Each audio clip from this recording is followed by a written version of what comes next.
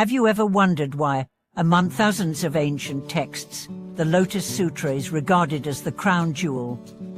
Why do so many spiritual teachers, from centuries ago to today, point to this scripture as a light in the darkness? Welcome back, dear friends. I'm so grateful to have you with me. Today, we embark on a journey into one of the most revered and powerful texts in Buddhist history, the Lotus Sutra. But more than its philosophical beauty, we are going to explore how this timeless scripture is incredibly relevant to the challenges, confusion, and crises of modern life. This is not a dusty relic for scholars. This is a living guide for the soul.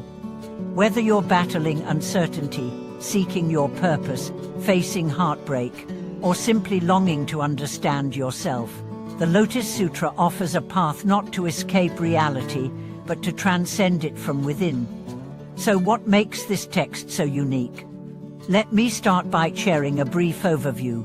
The Lotus Sutra, or Dharma Pundarika Sutra, is known for proclaiming that all beings possess the potential for Buddhahood. It asserts that enlightenment is not the privilege of a few saints or monks, it is the birthright of every single living being. This teaching shattered spiritual hierarchies and redefined the path not as something reserved for the elite, but as something as natural and accessible as breathing.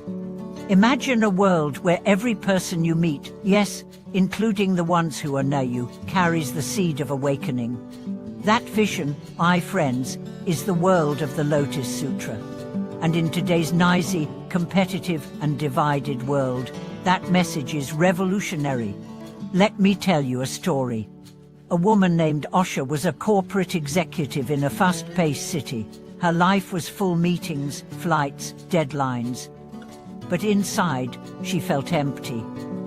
One night, while scrolling through a digital bookstore, she came across a modern translation of the Lotus Sutra. Something drew her to it. She began reading on the subway, in airports, before bed. At first, the metaphors confused her, but slowly, the images began to speak. The burning house, the jeweled stupa, the eternal Buddha. They weren't just stories, they were mirrors. She saw her life as the burning house, busy, urgent, full of distractions.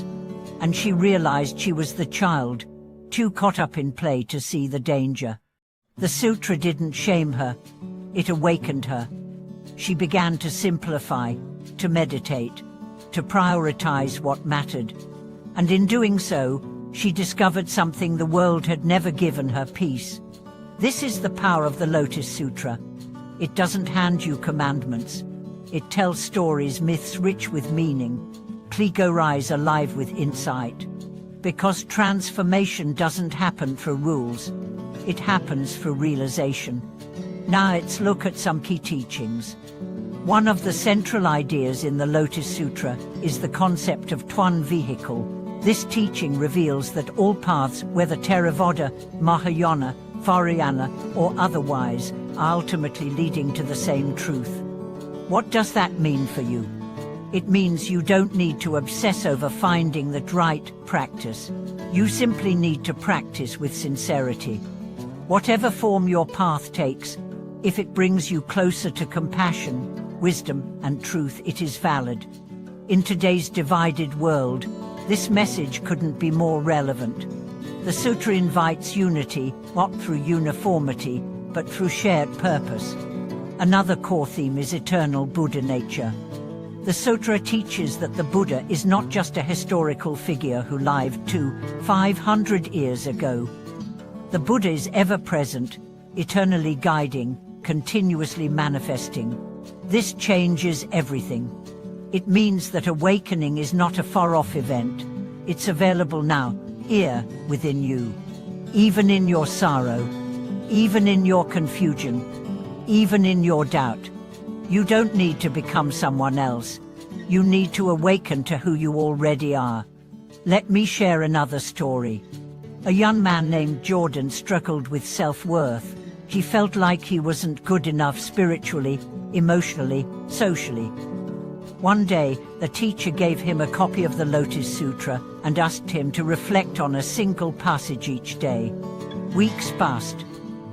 He didn't fully understand it, but something in him changed. He said, "The sutra didn't fix me. It revealed that I was never broken." That is the sacred revolution of this text. It redefines suffering not as punishment, but as part of the path. It doesn't ask you to hide your pain. It asks you to walk through it, knowing that Buddhahood is on the other side. One of the most beautiful stories in the sutra is the parable of the phantom city. In this tale, a group of travelers are on a long, hard journey toward a treasure. They grow tired, discouraged. So their guide conjures a phantom city, a resting place. Once they've recovered, he reveals the illusion and urges them forward. This story reflects our own spiritual journey. Sometimes we settle for comfort, thinking it's the destination. But the Lotus Sutra whispers, don't stop here. There's more. It doesn't shame rest, but it reminds you not to confuse temporary ease with ultimate liberation. Every part of the sutra echoes the same invitation. Don't give up. Don't shrink. Don't forget who you really are. You are not just a consumer. You are not just your trauma. You are not your failures. You are a future Buddha. And the world needs your awakening. In a time where many feel powerless, the Lotus Sutra returns your power to you. It says you matter. Your practice matters. Your life is not random, it is a sacred journey. Every act of kindness you offer, every moment of mindfulness you embody, ripples far beyond what you see. This is the Sutra's secret. It doesn't just teach Dharma, it turns your life into Dharma. So what can you do today? Start reading, start listening, start chanting. Even a single verse, read with sincerity, can plant a seed. And like all seeds, it grows quietly, patiently, inevitably. Thank you for watching this video. I invite you to share in the comments, has the Lotus Sutra touched your life? What line or image spoke to you the most? Please like, subscribe, and share this with someone who may be walking through the fire and needs to remember they carry the lotus within. Until next time, may you walk the path with courage, and may your heart unfold like the petals of infinite wisdom.